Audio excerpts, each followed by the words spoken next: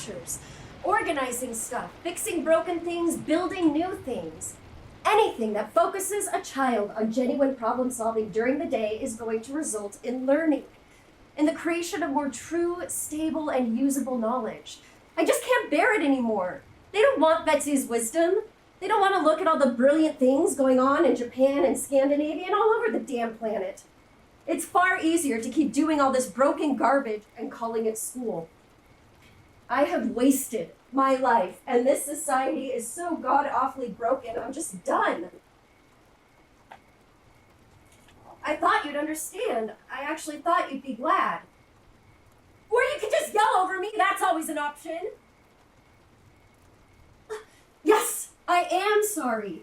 I've been like a 1,000-pound sack of dead weight for so long. But we just had that long conversation and we both agreed it's a good thing. I thought you'd be relieved. Look, forget it. I wasn't thinking. No, I'll be fine. I just have to sit for a minute. Nobody's here. I'm all alone in a room full of office supplies, and I feel like I've broken in and pulling off the stupidest heist ever. Grand Theft Stapler! Please. I hear you. I do. I understand what you're saying. I have no right to ask. It is selfish and cruel. I get that. Oh, great. Yeah, call the cops. Thanks. That's great. Okay, Lynn, I'm hanging up now. I will, yes. I promise. I promise! Please, I can't talk anymore. Thanks, you're a...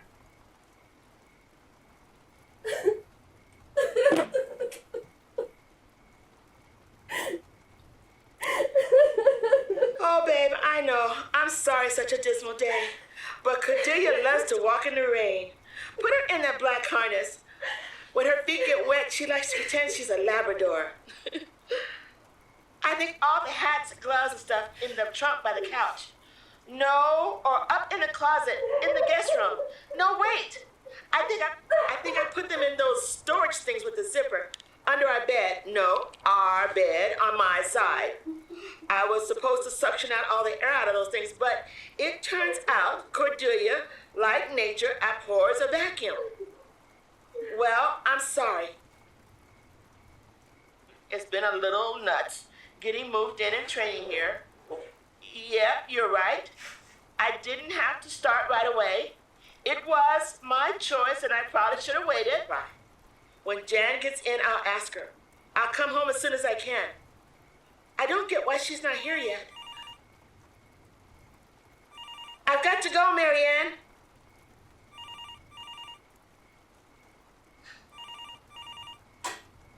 I got to go, Marianne. The phone. I'll call you soon. I gotta go. I'm sorry. I love you. Crisis line. I'm AJ. What can I help you with today? Oh, God, AJ, seriously, what can I help you with today? What are you, Jody, the robo-operator? Hi, boss. Sorry, I really hate to do this to you, but I'm afraid you're going to have to staff the office on your own today. I know, but the bridge is out, and I'm stuck here on the other side. There's no way he can get in today. I know I promised. I promised I'd be there, but I just can't be. What a fantastic pep talk. Relax, I'm only a phone call away. You may not get any calls. What if I get 18? Do you have your cheese? Yes. When in doubt, stick to Sure, it. I do. Relax, take deep breaths, and let the fear go, or they'll hear it in your voice.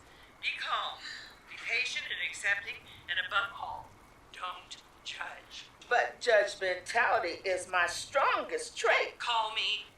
Can't we forward the phone to your house? We can't. I know, we have the most antiquated phone system on Earth. Yes. We're all in this for the high-tech toys and the glamour. Yeah. Wait, can you stay on the headset and I'll answer them on the speaker? Give it a try. Crisis line. Hello? Hello, I'm AJ. What can I help you with today? Really? I could have said, hi, I'm Jody, the robo-operator. Focus. I want to kill myself. Are you alone? Yes, Do you have a plan? I do. Got a bunch of pills. Pain meds, anti-anxiety stuff. Enough to take down a woolly mammoth. Can you tell me your name? Yeah, it's Helen. That's a pretty name. Thanks. Can you tell me what's going on with you? I want to stop this. What do you want to stop, Helen? What's happening? I had a bilateral mastectomy 3 months ago. I'm sorry to hear that. I'm looking at a pile of bills bigger than my boobs used to be because is this a great country or what? Insult to injury. You're overwhelmed. Do they train you people to state the obvious? What? No, it's my natural talent. Oh, say something. You can't be replaced, Helen. How do I find her address? This is awful! There are 7.5 billion people in the world. We could cut down the population by 3/4 and it would only be good for the planet. What's the point in me sticking around? I mean, besides me paying all these bills to the oncologists, the anesthesiologists, surgeons, co-pays, deductibles, and the whatever it alls, I'm sure they'd prefer that I remain alive in pain. Maybe not. Maybe their insurance is a windfall when a patient dies. I looked that up, but I got rid of my computer when I decided to kill myself. I didn't want anyone to mine it for details of my deranged life. I had looked at so many pictures of breasts that my browser history had me coming off like a randy 13-year-old. Seriously? You threw away your computer? I deleted everything and gave it to a thrift store on the east side. Wow. How long have you been thinking about this? Since my diagnosis, Before the surgery. that's correct. I did not get the surgery until after my diagnosis. Sorry. I was actually going to cut my wrists before, but I chickened out. I knew they'd give me lots of meds after surgery. I'm out of my league. Calm down. Let her vent. Are you off work? On medical leave? Yeah. What kind of work do you do? Does it matter? Well, if you want to... I teach American history. What's her number? It's blocked. That sounds interesting. Does it, AJ? Keep her talking. I don't like that you're there alone, Helen. Do you live alone? Yes! I live alone. Thanks for asking. I dwell in this micro townhouse, a single woman living out her boob-free middle age in solitary splendor. You sound so annoyed. Should I be dancing on the table? No, of course not. I just want this to be over. I know you're doing the best you can. How do I find her address? You have no way to do that. This is awful. We can't work miracles. Be calm. She doesn't seem to have tried anything yet. Listen and learn. 2 months into a giddy relationship, thanks to the miracle of datehistorynerds.com, that goes to hell when I get a lousy diagnosis. Because who wants a sick hag for a girlfriend? If she knew how new I am to this and that I'm alone here. You're not alone, AJ. My mother lives in a retirement home with round-the-clock care and doesn't want to see me because I'm depressing. And I never gave her grandchildren. She can't face me after a double mastectomy. I'm that lousy of a daughter. My friends... Funny thing about friends. The word cancer brings up a whole lot of gasps and sobs and tell me what I can do's and prayers for the most positive outcome. And then you wear a headscarf and oh my God, you're so brave and strong. And then friends disappear, as if by magic. It's my fault because I don't want it plastered all over social media. I don't want a caring bridge. I'm too stupid proud to do a Kickstarter plea for help with this Matterhorn of bills. My mentor, Lynn, whose regard is the last shred of self-respect I had going for me, and with whom I recently had a deep and meaningful discussion about the beauty of assisted suicide, just reamed me up one side and down the other for asking her to help me end it all. Told me if I didn't call you right now, she'd call the police. How the hell would she know who I called? She just wanted to get off the phone. Nobody wants to talk to me. That sucks, Helen. Look, forget it. Keep her talking. Please don't hang up.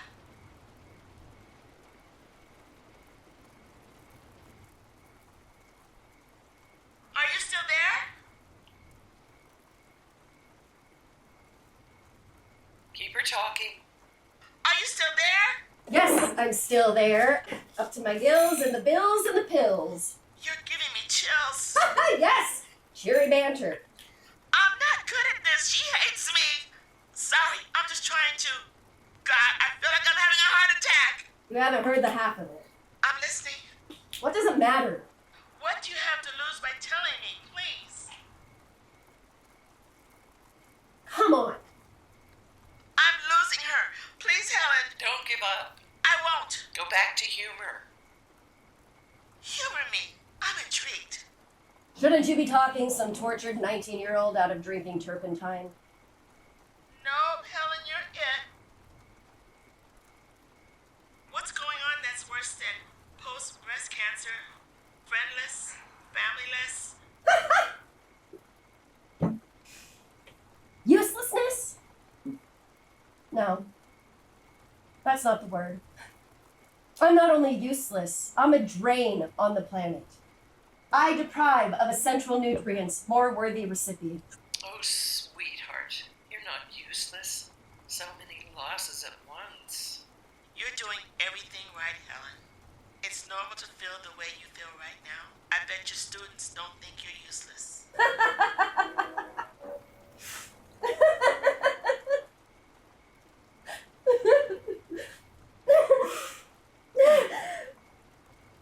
What students?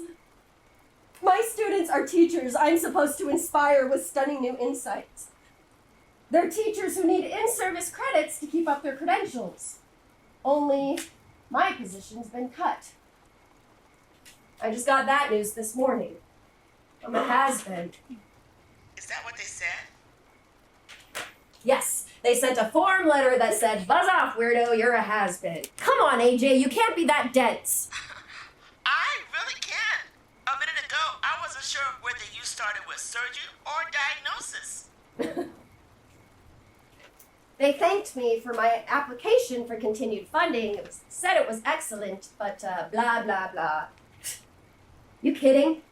They're not going to admit they don't want to hire some sick bag for $400 a day when they can hire some perky young grad student for $15 an hour. Experience is meaningless. We regret to inform you that your proposed project does not meet the evolving priorities of the Greater Nimiipuu County School District. First time in 15 years. As of June, I won't have a job. No income, no boobs, and an ocean of debt. I'm sorry. That's awful. Hot damn, she teaches for the school district. Yes, well done. I didn't catch her name. What is it? Helen something. She's an in-service contractor. I'm trying to get through to the school district. Keep her talking. I'm on hold. That must have been such a shock. I'm so sorry. Well, I cannot imagine how helpful and comforting that isn't. I am sorry, but I also relate. Oh, do you? Keep her talking. I'm a social worker, but I couldn't get an agency job after we moved here. I have no background or contacts here, and even if I did, I'm a free agent, and they're hiring kids right out of school. They all live with their parents nowadays. So you're stuck talking to losers like me all day. She's not interested in your problem. No, I love doing this. It's shaping up to be the best gig I've ever had. Gig? I'm grateful for the way things have worked out. Did you just turn her crisis into a job opportunity? What, you and the band just picking up suicide calls in between sets?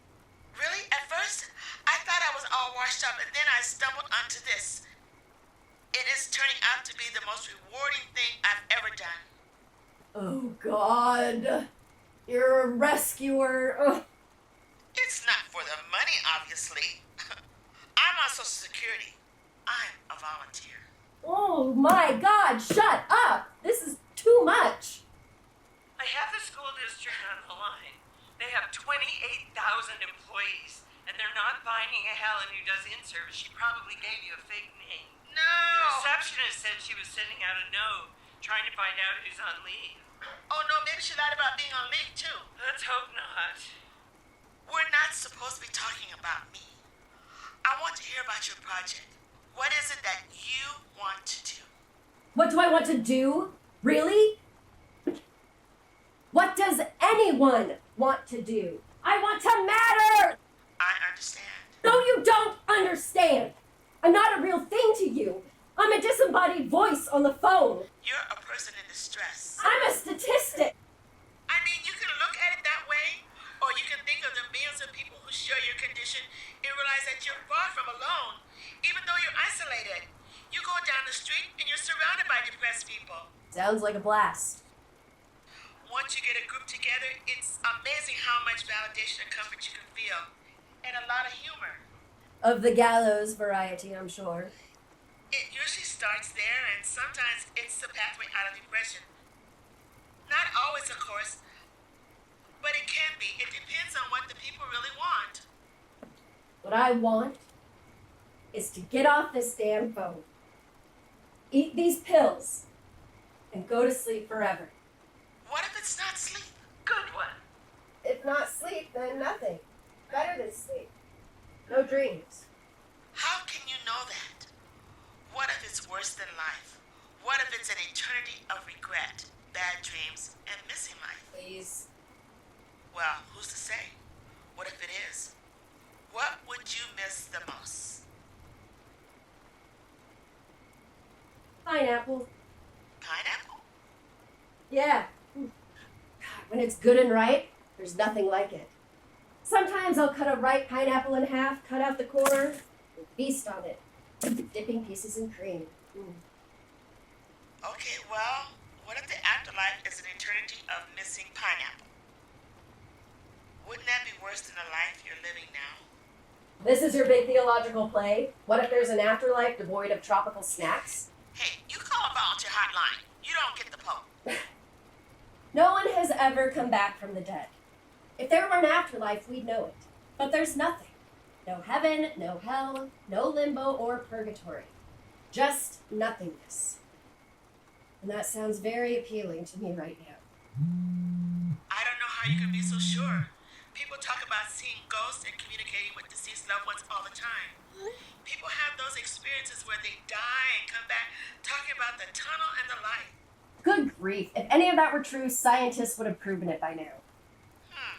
More things in heaven and earth.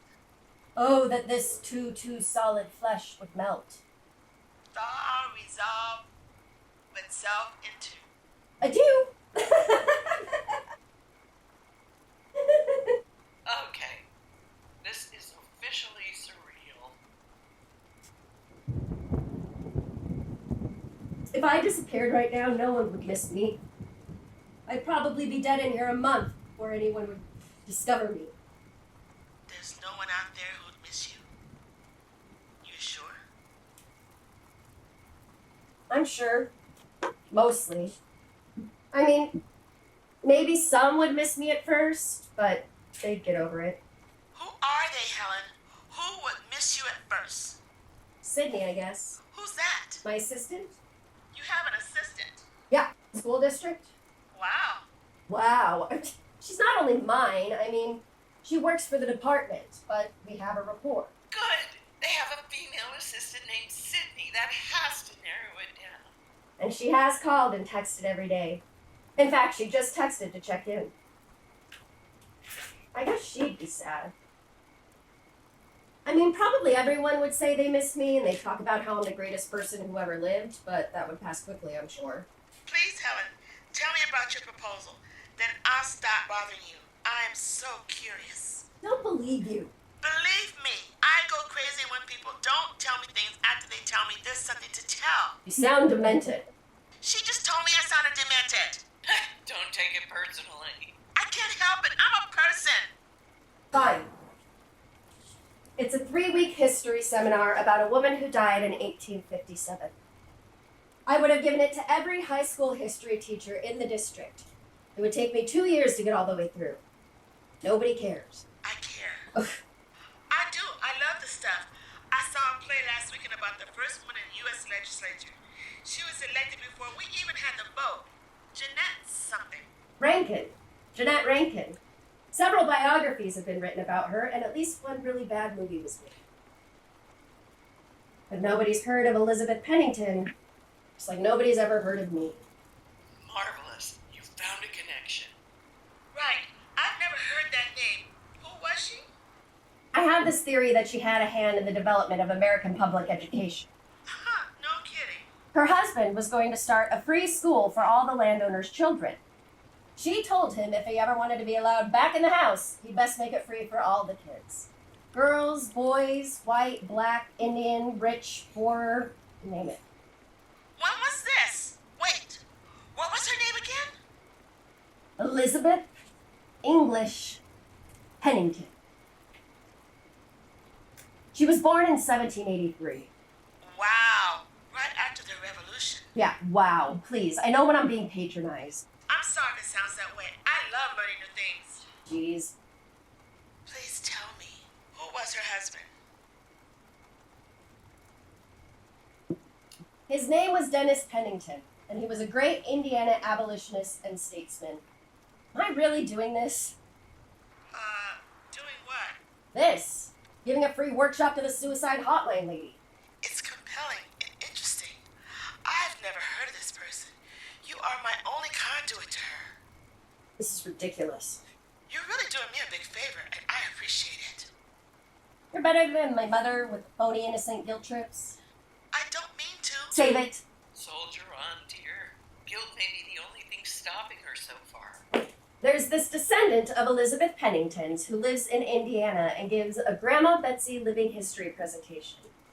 I stumbled across it online while I was researching something else, and I thought about how this woman's whole life had been touched and altered because someone told her about her great-great-grandmother who had an extraordinary experience. I was struck by the idea that we connect to each other's lives the way landscapes connect. Effortlessly, you know? The way the meadow meets the mountains, where the trees are dense. And then before we know it, we're up above the tree line and then on top of the range, looking over the valley. But every step was just a step. Transitions aren't dramatic or profound. We've just put one foot in front of the other until we've touched the next station. The way you're touching my life right now. The way you're touching my life right now. Hey, you started it with the romantic imagery. Careful with the snark. She started it! What are you, 5? The point is that I thought if people, and I mean everybody, teachers, administrators, social workers, janitors, bus drivers, parents, and the whole damn community, if everyone could hear and get Elizabeth's original plan, if they could view public education from that lens, then maybe one classroom, one school at a time, there's a chance we could see some real reform. What would that look like?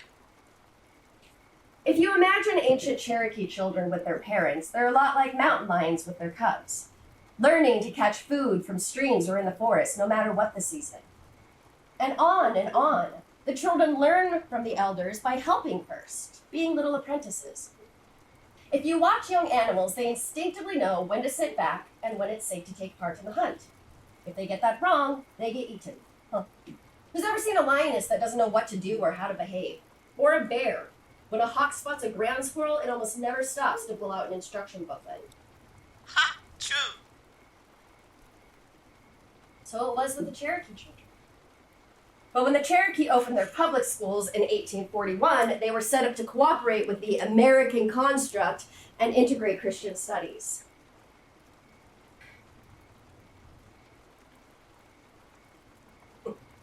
They didn't see the disaster coming. Which is mind-boggling when you consider that the Trail of Tears had happened just a few years before. But the Cherokee were adaptable and willing to be flexible, believing their children would benefit by assimilating with the whites. God, and all the boarding schools. There's just no trusting colonial powers where indigenous people are concerned. That seems to be universal with human beings. But all the schools aren't horrible nightmares, are they? I mean, I didn't love school, but I wasn't physically abused. It's impossible to put the worms back in Pandora's box. Imagine planting a redwood seed in a flower pot. It would grow, but it would never reach its full potential. That's what we do in our schools. Rather than growing giant sequoia, we're raising stunted potted plants. Yeah. Maria Montessori was on track, and she's barely a footnote in the curriculum. She experimented with giving children choices between playing with toys and engaging in tasks needed for daily life.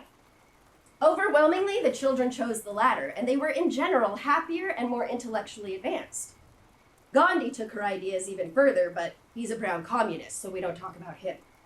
He stripped it all down. Whatever the children needed, they would make together, and that's from the ground up. The classroom, the chairs, the tables, the workbooks, all of it. That does sound like fun for the kids. I hated memorizing things, especially multiplication tables. The only thing I liked was biology, when we get to go outside and look for plants and bugs and stuff. Exactly. But in American public education, we managed to create a system that in some parts of the country legally rejects the theory of evolution, and Bill Nye the Science Guy is Satan's agent. The things we're teaching are fairy tales. You know, the first casualty of war is the truth. We took out the middleman and went directly to war with the truth. I hear you. Well, that was much easier than a 2-year district-wide professional development program my work here has done. Not so fast. Google Elizabeth Pennington. Okay, I'm doing that right now. You'll find her husband, probably, not her. The school district is trying to find out who she is. They're trying to reach Sydney, but she's at a conference. She texted Helen, so we know she's got her phone. There are lots of people on leave, but no one called Helen. Sydney will be able to tell them who had a mastectomy. Okay, there's a lot of find and grade stuff. Not so much information. Let me try Wikipedia. Take your time. I've got no plans. Here's a bunch, looks like for her husband, Dennis Pennington. Here we go. Born in 1783. What? It says Native Americans captured her when she was 4. Yes? She lived with them for 10 years and didn't want to go back to her white family when they came for her. Then I click on the source, and it goes to the political graveyard. Cherokee, right? Yes! A notorious Cherokee warrior called Robert Bengay led the raid that killed her father and her Aunt Betsy, whom she was named after. Then Bengay kept her with him, wouldn't let her out of his sight, told everyone if he was killed, she had to be killed too. Apparently toxic masculinity isn't a purely European construct.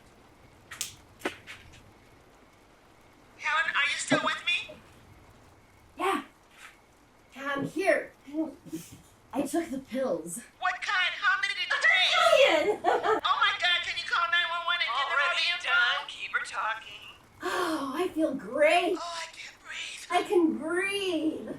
Keep talking, even if you have to make her angry. Try to keep her awake until we can get to her. You're telling me that this woman was captured at age 4, along with her mother and siblings, after her father was killed, and the guy who killed him kept her with him like a dog? Sure! Who doesn't like a dog? How did she get away? Helen, are you there? Helen, talk to me. Helen. Sheesh. Calm down. I'm here. Tell her that you need to know how this woman Please got tell me away. how she got away. Why did she want to leave her family? The world needs to know her story, and you're the only one that can tell it. She needs a Wikipedia page. For the 24 moons he kept me by his side and wouldn't let go. Even if he was killed, he said they had to kill me too. I belonged to him. My mother and the others made their way back to the White Road. But he kept me by his side until one day he up and sold me to the wise woman and her mate. Skinny, lost, and frightened. I had a dirty poppet clutched to my heart, and she said my eyes were bigger than my ears. I ate like a starved wolf and got sick and slept like the dead and ate again when the sun came through the bark.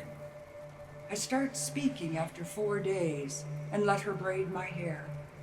She takes the snarls out with a porcupine brush. It doesn't hurt. She is gentle, and the fire is warm on my knees and my belly is full for the first time since I left my father's house. I don't remember his face. He smelled like clean sweat and bacon. My father smelled sweet when he came in sweaty too, from mowing the lawn. It sounds like she's talking to someone else. Maybe there's someone there. Fresh cut grass. I'm still on hold with 911. It's crazy when they do this. There's a recording telling me to stay on the line. What? Maybe tough getting up here with those. Why do I need to go up there? For the hair. Well, yeah, right. We could try and rig a rope and bucket. I need to find my wallet first. It's in your bra. Right.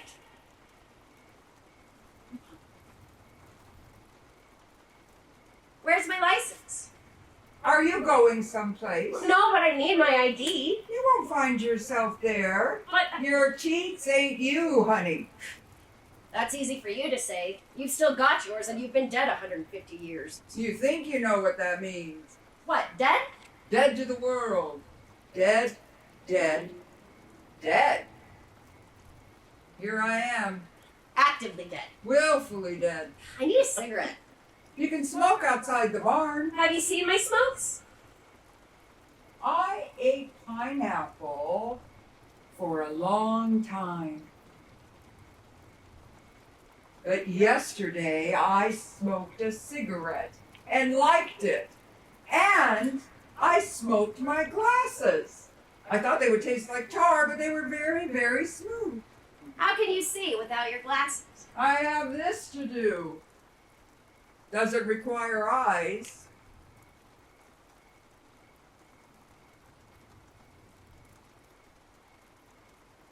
It's best not to look most of the time. People are going to look, Helen. They're going to look. They're going to see you. Here, come here.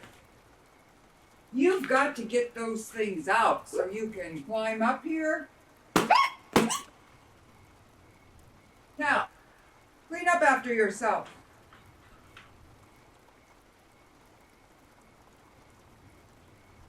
It's in the butter churn up there.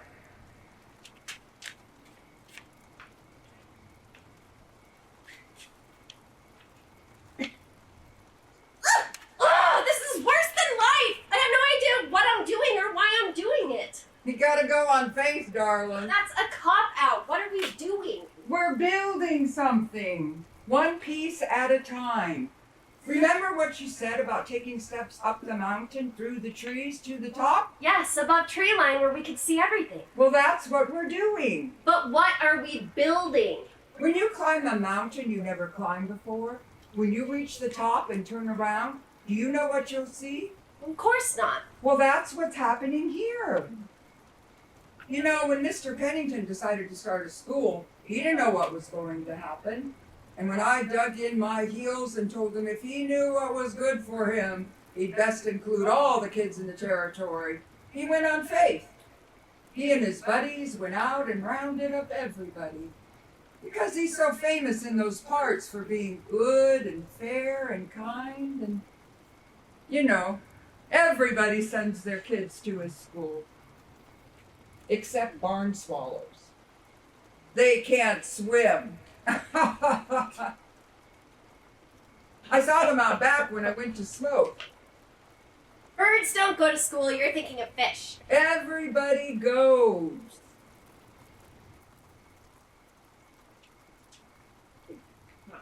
Children of people who've been enslaved in other territories and Indians who think it's safe because they know enough reasonable white people to know we're not all murdering butchers. The Cherokee actually trusted us with their children. What could we teach them? They knew how to live in the world, right? ethics and morals and how to survive without what we consider civilization, right? Children knew how to dress meat and swaddle babies, how to make cockleburr and gypsum weave brew. What did we think we could teach them? Stupid, arrogant fools! When the whites came, educating beautiful Cherokee children meant teaching them to forget, teaching shame, taking from them their very names. This was not my plan. This was not what I wanted to give them. Mr. Pennington knew this, but it all took off like brush fire. Right away, it's wrong. Putting little ones in chairs and keeping them there for hours on end? 5 years old? 6? Keeping them there for 10 years? For 12? It's meaner and longer than Sunday school. And right off the bat, there's fussing and feuding about who will sit where, and nobody says it outright, but it's clear they're not equal in that classroom any more than they are outside of it. The whites sit together, and the Indian kids sit apart, and the free black kids sit someplace apart too. The boys in front of the girls and all the little huddles. The rich seem better somehow. Well, they're not smarter.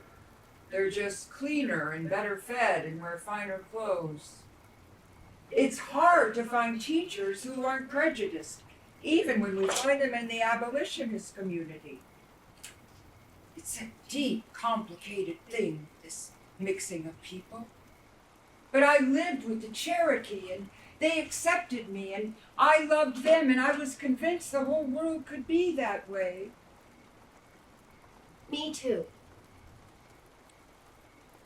I was an old woman when I passed, left behind a whole herd of grandbabies. You'd think I'd rest easy. There you are on your deathbed. Mary, Matthew, Sarah, Walter, Lizzie, Zachariah, Jane, Denny, Anna, Martha? Surrounded. No wonder I'm dying. Here I am in bed, so old and shrivelly. Oh, poor little Susie Jane is crying so hard. I think she'll burst a blood vessel. It's all right, Susie Jane, I'm fine. Be glad you're so little and young. Get busy living. What's this dark, empty hallway? A lot of locked doors. The floor is wood, doesn't creak one bit. Must have been put in when the moon was right. The walls are cold. I keep trying all the doors and they're all locked. When I try to turn around and go back, there isn't anything there. I have to go on, trying all the doors. Until finally one is open. When I go through it, there I am in the parlor, lying in my coffin, looking even more shrivelly. With quarters on my eyelids? Not silver dollars, mind you. There's all my family and neighbors. And I see Mary Jane Cooper up all the way from Tennessee. Bless her! If she stayed home and saved the money, I might have had more than 4 bits to see me into the hereafter. Everyone's talking about me as if I were a saint. Even Coralie Long, she detested me, and I couldn't stand to be in a room with her. Oof. She detested me because I wouldn't teach her how to tat a tea cozy. I didn't like her because she was a spiteful cow. I think my reason was better. Why not teach her?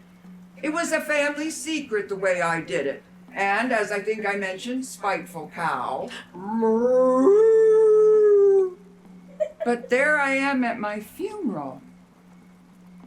And after, as time passes, I reach out, and my Sarah melts in my hands. And my grandson, and his son, and his son. And I follow them to their houses. They don't take any mind of me at all. They don't feel me. They move on, and all the children go to school. And I follow them to the schoolhouse, where it's so cold in the winter and hot in the summer, and the teachers are meaner than anything we could have ever imagined. The children! Standing in corners for hours on end, feet in hard shoes, bed without supper at night, leather straps on their backs.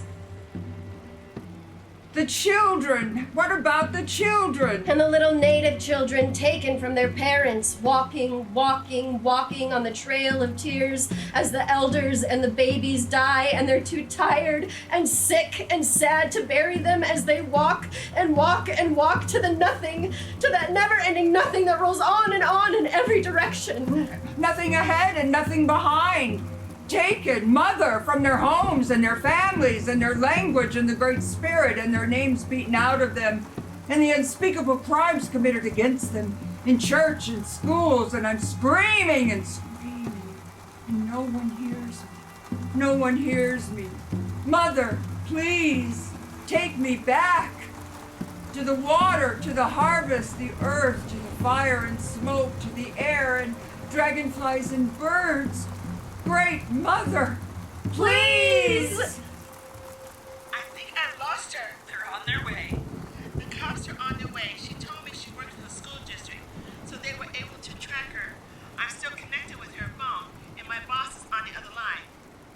What? Are you kidding me? Right now, in the laundry room.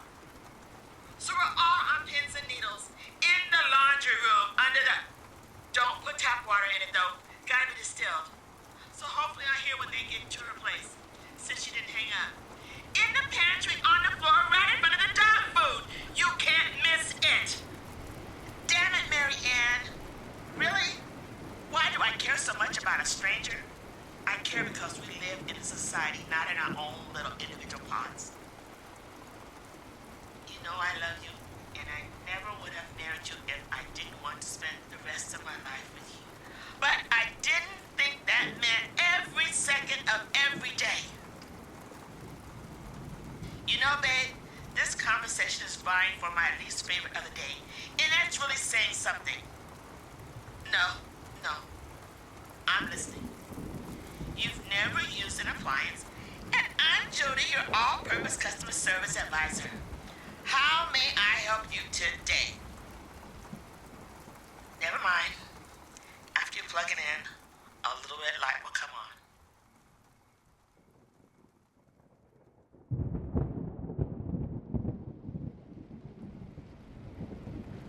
I don't even know when I'll get home. Traffic is going to be hellish, and I don't know which route to take because a lot of the roads are closed. There's eggs and bread, at least. You won't starve. Make it in the toaster oven and scramble some eggs. Well, make 4 of them and some cheese. I know you had your heart set on extra crispy tonight, but come on. It's an act of God. Good grief, you're being a baby.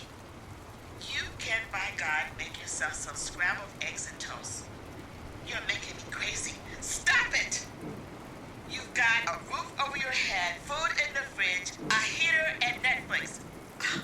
There are people actually suffering in the world, people living in the streets, right outside in the rain right now. I know, sweetie, I know it's hard, but I can't stay in this house all day, every day. I have to do something that makes a difference. It made sense to me at the time that all children would learn together. I was pretty shook up when I witnessed how children treated each other when they all got together. Same way their parents behaved. The rich didn't like the poor, and the whites didn't like anybody who wasn't white. I thought today, with all we've learned and lived through, we could change it. God, this is depressing. No wonder I killed myself. You ain't dead yet, darling. That buffet that the Colliers gave us needs to be emptied and moved out into the garage. I didn't realize until I saw it next to the TV cabinet that I wanted to give it that whitewash look. No, please. Don't try to move it yourself. If you need something to do, please empty it. Really? Good grief, Marianne. You are going to be the death of me. There are some cardboard boxes stocked up out there, and you can use the newspaper to wrap the glassware. Out by the firewood, next to the kindling. You can do it, lady. Ugh, this is ridiculous! What is this thing anyway? Why are we doing this? How do teachers learn to teach? Huh? How do you know what you don't know? What are you asking me? You're finding those pieces, and I'm wondering how you'd help out a student if they were doing it. If you don't know how to do things, how do you teach children to do them? I learn at the same time. With the students? Together. What makes a teacher? Curiosity, I think. And resources. That's interesting. Is it? Curious teachers. I like that. In my day, teachers knew everything. End of story. Well, we figure it out together. I don't have all the answers. When I tell, it's dead. When we explore together, it's like magic. The internet makes it lightning fast today. Every subject is just a few keystrokes away. There's so much history. Where did we get the word history? From the Old French, histoire, 12th century. Greek, historia. Learning or knowing by inquiry. What did you just say? Learning or knowing by inquiry. I beg your pardon. Can history be a verb? To history. To make history. I have history. Don't we all? A history of cancer. Oh dear. It's on the form. Medical history. Fill out the forms, sign here, here, and here. I have history. Mammal history. My mammals are history. Mammals? Mammals are animals that give birth to live babies and suckle their young. Well, then I'm not one of those. My mammals. My mammalians? Your breasts are gone. You've got scars.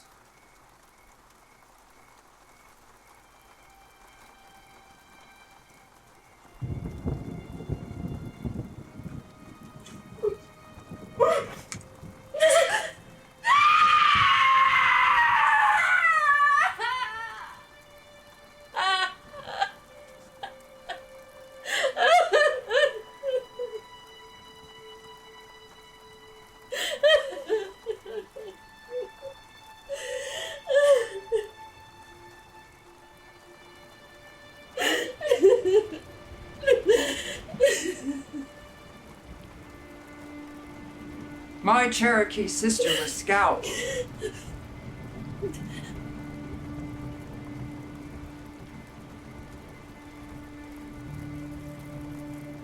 Scalped? She was a teenager. She and some of the other girls were down at the water gathering cane and catching crawdads. It's a warm day for winter, and everyone is enjoying the beautiful morning. The men are out hunting and we're done with the harvest, so it's a mellow season. The girls are laughing and one is singing and the others respond back. It's that kind of Indian song. Out of nowhere come 3 white men. The other girls run fast like mountain goats and the white men can't catch them. But my sister slips backwards onto the bank. The sand is deep and soft and her boot sinks in and she's all the way up to her knee when the devil grabs her braid and yanks her out of the mud. He drags her up onto the bank.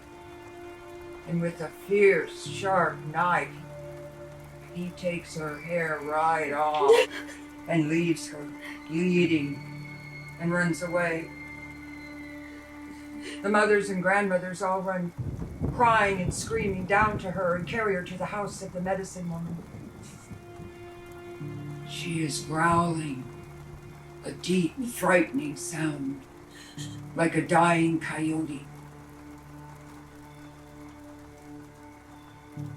That demon cut her all around her hairline and yanked off every hair on her head. Her entire scalp is gone. They did this. Ripped the whole scalp off because they could claim the bounty on 2 or 3 Indians instead of just one. She was worth $150 1790s to that monster.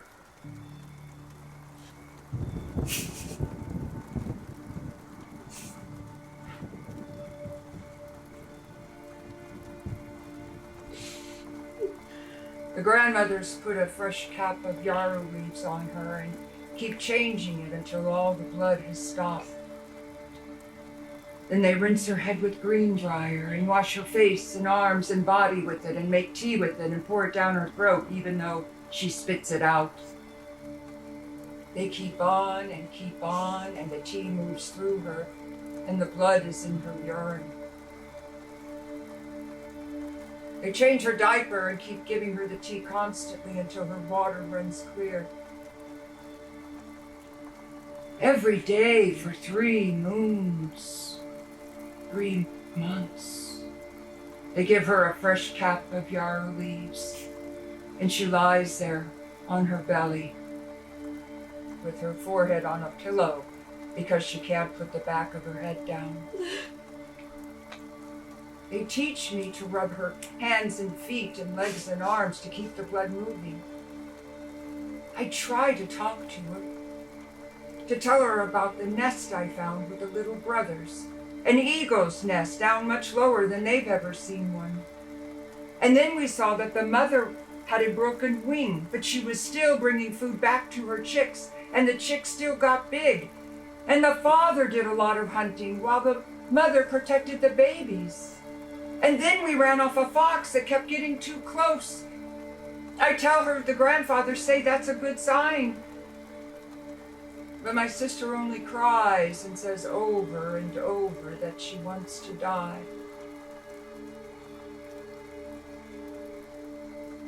And when she can sit up and finally stand, she begs the medicine woman for poison. She wants to die. What happens to her?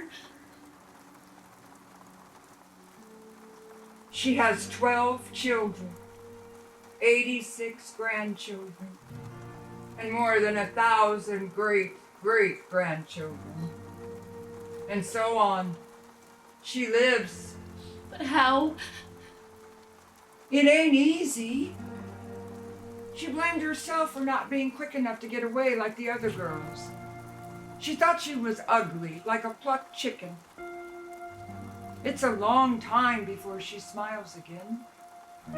Then spring comes. And when it's time to plant, she's right there alongside the rest of us, putting kernels in the ground. She wears a headscarf at first.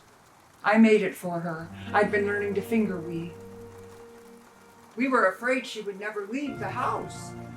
But when I bring her the headscarf, she stops crying and puts it on. She goes out and down to the water right where she'd been attacked, looks at her reflection, puts her hands up, and adjusts it. Sometime later, she says to me, "Little sister, you have given me the air."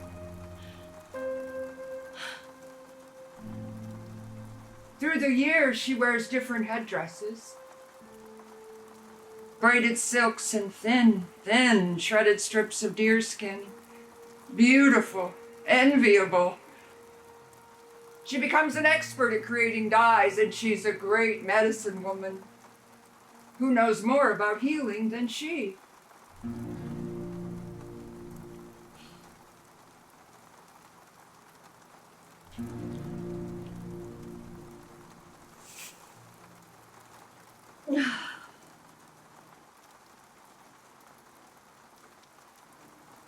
You have given me the air.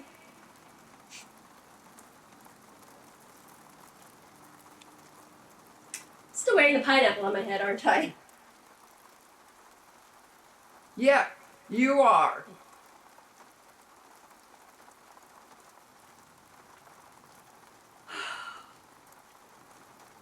Well, it's no silk and deer shreds, but it may do with what you got.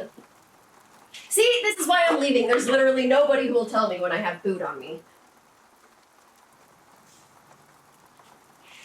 Why'd you go back, Betsy? To that world of lye soap and keys? You had a choice. Did I? Didn't you? You could have stayed. He came for me, my birth brother Matthew. You had to leave behind your sister. All the sisters. Your breathing father, your Cherokee mother, her brothers, The uncles. and all the little brothers. I loved them. They loved me. We were talking about who my husband would be. And he came for you. Matthew did. With your father's hands, your mother's eyes, your eyes. I didn't want to go, but he spoke to me in Cherokee, the only language I knew, and told me how my mother in the world of feather beds and teacups, how she cried in her sleep and said my name. You made the choice. Did I? Didn't you? I don't know.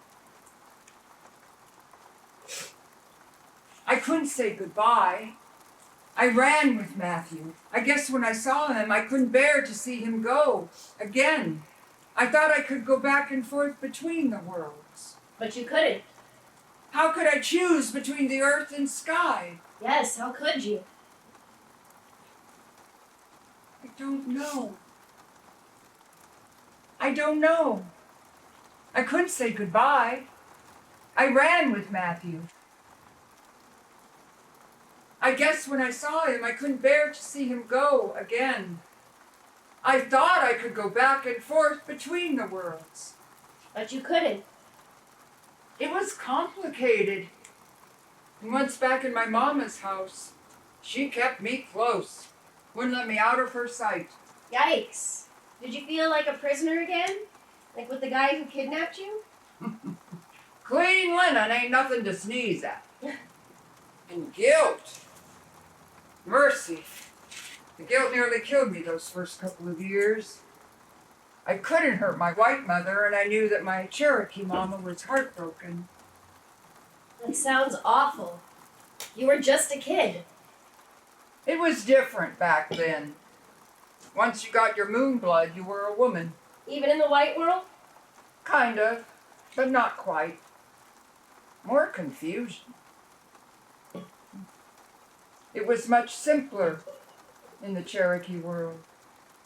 You passed on to your grandchildren the stories of your time with the Cherokee, though. And they passed them on. That's why those stories are still alive. You did that.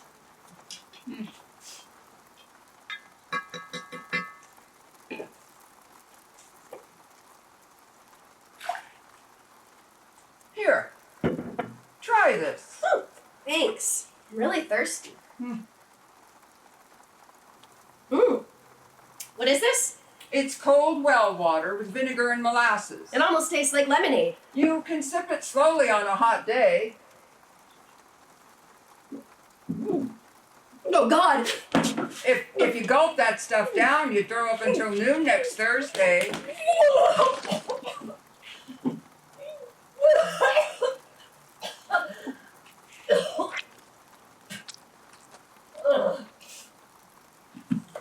Frontier Ipecac, good grief. The EMTs are there. I heard one say that she coughed and then threw up. There some of it. She's still unconscious, but she still has a pulse, they said. Good grief, how can you drink that stuff? You're supposed to sip it, Helen.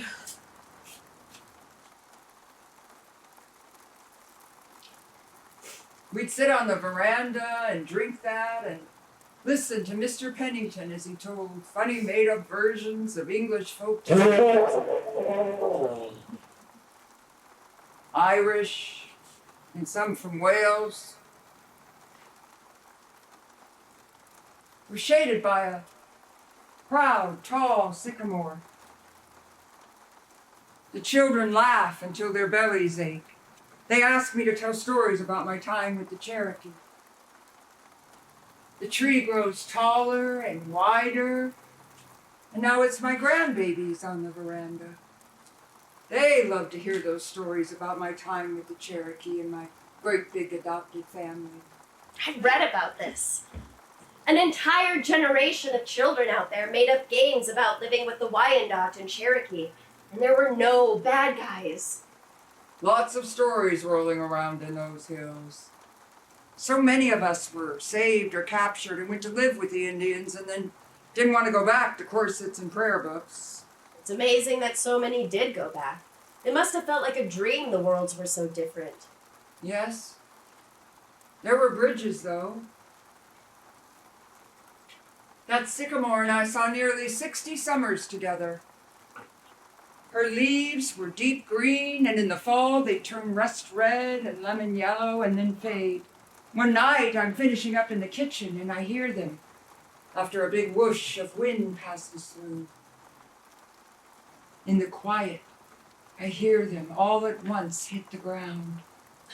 I run out and watch the last few drift onto the pile. You can hear that in the house? Leaves hitting the ground? Darling, it's miraculous what you can hear out in the country, especially at dusk. Mr. Pennington is having a smoke out back. Peaceful. It's dusk, and I go out and lie down on that pile of leaves and smell that heavenly damp, dying sycamore scent. And I can feel my Cherokee, just as if they're right there with me, all of them. I grab bunches in both hands and squeeze them and bring them to my face and think, I can die happy right here and now. Everything is just right. The moon rises in the east, and the last slivers of the day disappear into the west. I get up and go in and sleep with that fragrance on my hands. All these haunting years I have reached for that memory and that feeling of rightness. Then 2 days later, all those leaves are dried up dead things.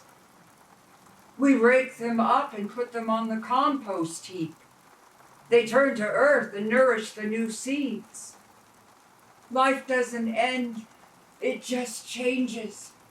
Look for it, Helen. The smell of changing leaves on your hands. What's the point? The full moon always rises as the sun sets. Of course there's a point. A reason! Yes, to turn to dust. Yes, dust! Yes, the end is the beginning.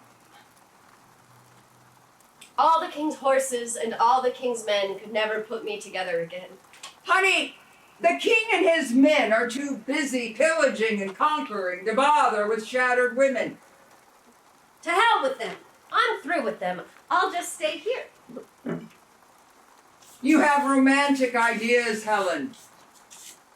But there are spirits here. Spirits who were never flesh. Never knew love or chocolate or lemon or what cold, sweet water is like on a hot day. There are lost spirits too. Wandering ones who went too early and would return. They're ghosts, searching for a place to rest their bones, but they'll never, not ever find it. It's empty, Helen, the shadow world. It's nothing. Nothing? A world of nothing. It's not heaven. They go in. They never come out. The pills, Helen, they don't take away the pain. The pain goes with you, and there you stay, in the pain, forever. Well, what's forever? Like this, here with you? I'm not in any pain. You're dreaming. Snap out of it. What's your name? You know my name, it's Helen. Is it? It is and it's not. As in, my name is Elizabeth, but I'm called Betsy. As in, my first name is horrible, and I'd rather die than be called Beatrice. Beatrice is a nice name. Yeah, if you're 150, maybe. Oh, hush. To hell with the king and his men. Beatrice, Helen, you get up there and put the pieces on now. And then what? You can do it, lady. You make history. I am history. You are history. The verb. Making history? How? Hear me, Helen. Trust me. Finish the work.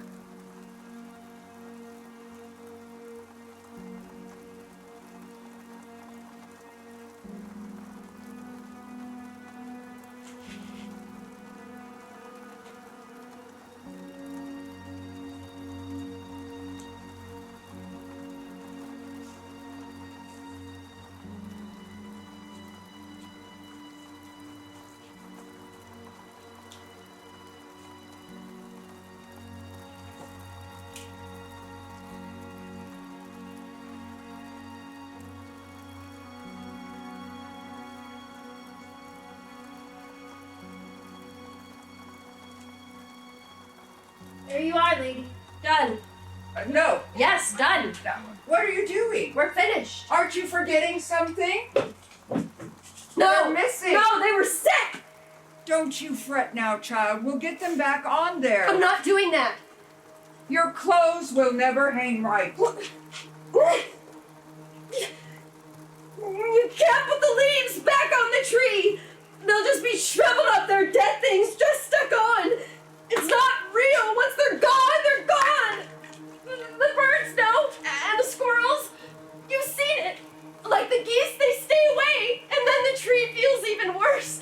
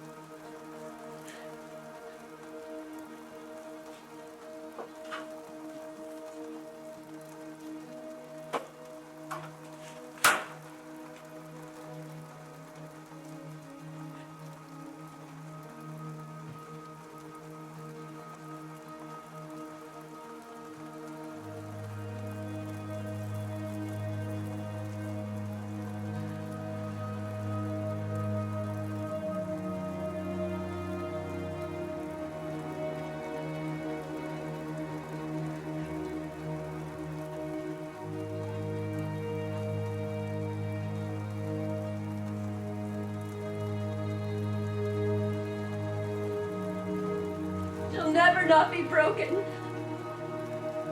She's been broken a lot longer than she wasn't. She's beautiful and famous. She's a statue. Speaking of scars, now she stands tall and strong, broken and beautiful. And So are you. no Venus de Milo. The parts you've lost don't leave you helpless. That's not what I mean. You mean that you don't live in a museum, that the experts won't argue about the beauty of your perfect imperfection. I don't think the allegory holds. You conjured her here. Why? And why is she visited by millions of people every year? Okay, hold the phone. How can you possibly know that? It's your dream, honey. right. I'm dreaming. Oh God, why is this so hard? I just want it all to end. You're not done, Helen. You are beautiful. You are clever and creative, and you matter. I'm a washed-up history teacher. I'm no icon. What can I do? I watched my father bleed in the dirt. He died in agony after 17 days, and the man who killed him dragged me around for 2 years. No mother, no sisters, no brother. My Aunt Betsy slaughtered. Young and beautiful Aunt Betsy. And my Cherokee slaughtered and starved and all but wiped out. I know! I'm trying to tell the world you're sorry, but they won't let me. I'm finished. Quitter! There's more Who are than you one calling way a to quitter? knit a What do sweater. you know if about one it? track doesn't work, Standing you there try judging something me. else. Easy for you. Don't give up. You had a husband! You had children!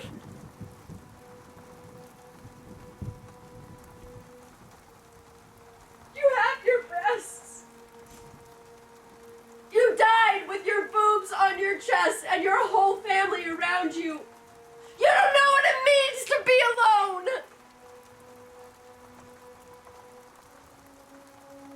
And to feel them after they've gone? That night I reach up to scratch a nipple that isn't there. No, but it doesn't stop itching, burning like hell, and nothing takes it away. They say it might never go away, not ever. But it might. And if I get fake boobs, how's that work? What if the skin really does itch on top of the phantom burning? Doesn't that sound like a day at the dog races? And you have a hell of a nerve standing there with your stone face looking down on flesh and bone women. Who the hell are you to judge me? Ah!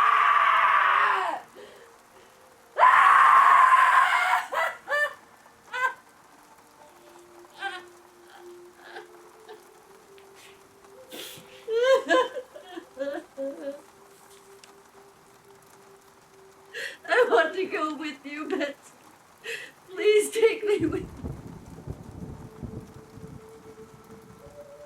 You're dreaming, Helen. This ain't heaven. It's a crazy world you live in. I'm not going to pretend it's not. It's a mess. There's no fixing it all at once, like when Noah had his flood.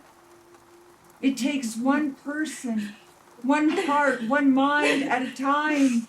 They cut my position, Betsy. I failed. You'll do it another way. It's too much. Remember the sycamore, Helen. God, I'm so tired of the metaphors. After her leaves fell, she came back. Please. Not right away, it's true, but after a winter, in the spring. So tired. The spring always comes, Helen. People die in the spring, don't they? Sure they do, but it's not your time. Oh, who's to say? What about choice?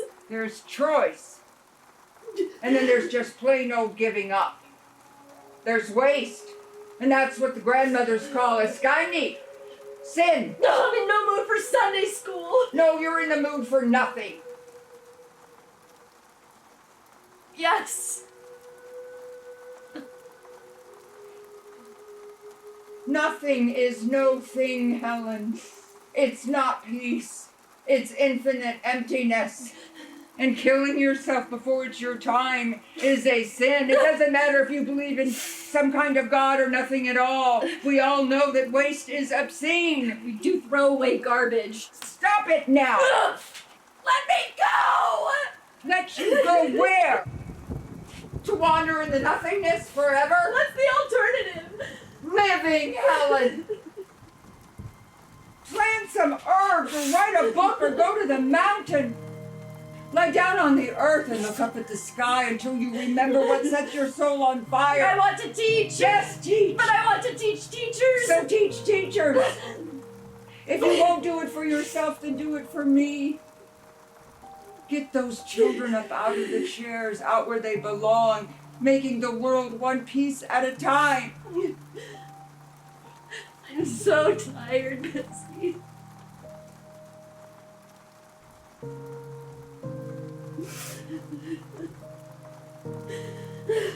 You've earned a nice long nap, Helen.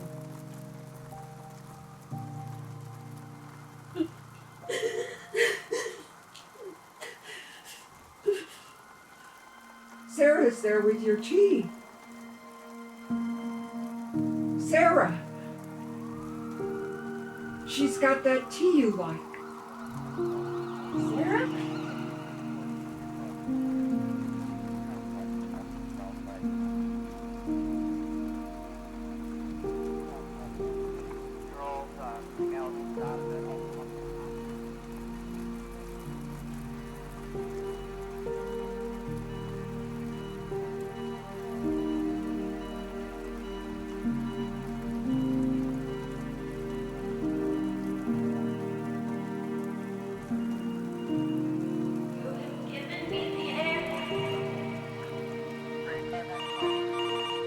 Yes, hello?